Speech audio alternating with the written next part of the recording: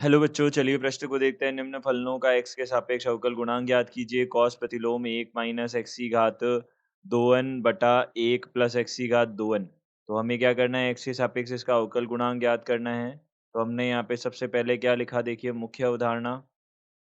यहाँ मुख्य अवधारणा के आधार पर हम एक सूत्र लिख सकते हैं। देखिए यहाँ पे cos 2 थीटा जो होता है वह किसके बराबर होता है, 1 माइनस टेन की घात 2 थीटा बटा 1 प्लस टेन की घात 2 थीटा होता है। यह हमारे पास सूत्र बनता है।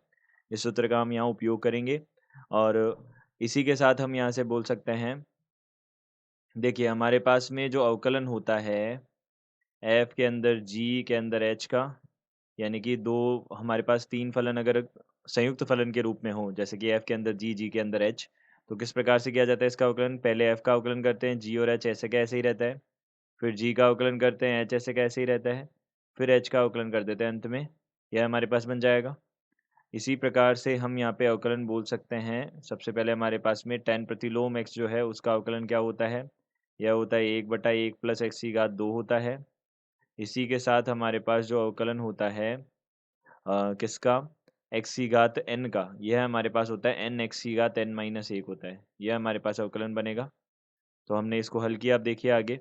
तो हमने सबसे पहले तो हमने मान लिया कि माना यह y के बराबर है, तो y बराबर कॉस प्रतिलोम, यहाँ से 1 माइनस एक्स की घात, इसको हमने n की घात 2 लिख दिया और बटा में 1 प्लस एक्स की घात n और इसकी घात 2 लिख दिया। यह लिख दिया हमने।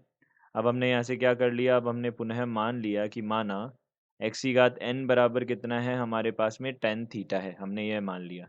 तो यहाँ से थीटा बराबर कितना हो जाएगा, टेन प्रतिलोम एक्स की घात n हो जाएगा। यह हो जाएगा। अब इसको हम हल कर लेते हैं। तो देखिए यहाँ पे y बराबर कॉस प्रतिलोम, यहाँ पे कितना हो जाएगा, एक माइनस, यहाँ पे एक माइनस, यहाँ पे हो जाएगा टेन थीटा है तो टेन थीटा की घात 2 हो जाएगी, तो टेन की घात 2 थीटा आ जाएगा और बटा में 1 प्लस टेन की घात 2 थीटा आ जाएगा। यह बन जाएगा। तो y बराबर कॉस प्रतिलोम, यहाँ से कितना हो जाएगा, कॉस 2 थीटा हो जाएगा। तो यहाँ पे y बराबर कितना आ जाएगा। अब देखिए यदि हमारे पास यहाँ 2 थीटा जो है वह 0 से पाई के मध्य है, तभी हम क्या कर सकते हैं, इस कॉस प्रतिलोम से कॉस को हटा सकते हैं, तो 2 थीटा बन जाएगा। तो यहाँ से y बराबर 2, यह कितना हो जाएगा, टेन प्रतिलोम x आ जाएगा, x की घात n। तो टेन प्रतिलोम x की घात n आ जाएगा। तो टेन प्रतिलोम x की घात n को हमको क्या करना है, अवकलित करना है। तो यहाँ पे हमने अवकलन किया इसका। तो dy बटा dx क्या आ जाएगा हमारे पास, देखिए dy बटा dx हमारे पास आ गया 2। बाहरी फलन टेन प्रतिलोम है तो उसके अनुसार करेंगे तो गुणा में आ जाएगा 1/1 प्लस एक्स की घात n और इसकी घात 2 हो जाएगा। और फिर हमको पुनः अवकलन करना होगा किसका, एक्स की घात n का।